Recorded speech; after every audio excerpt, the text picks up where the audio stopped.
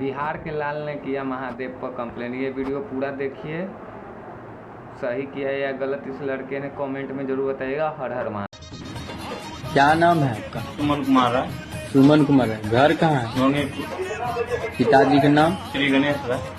ओ, क्या हुआ उस दिन? किस पे कंप्लेन करने आया था? महादेव। के है महादेव? भगवान है। भगवान का।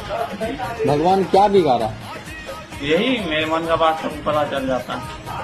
ओ, मन की बात पता चल जाता है भगवान के? सबको पता चल जाता है। ओ, इनमें गलती के करे? भगवान का। ओ, तो भगवान के तो ठीक है। भगवान के घर कहाँ है? अब वही नहीं पता है। तो घर पता लिखाइएगा तब ना कंप्लेन लिखेंगे। हेल्प कीजिए, प्रशासन है, जनता का हेल्प करने के लिए ना। अच्छा ठीक है, पूरा सपोर्ट होगा, पूरा हेल्प होगा आपका, कहीं से कोई दिक्कत नहीं है, ठीक ना? ठीक।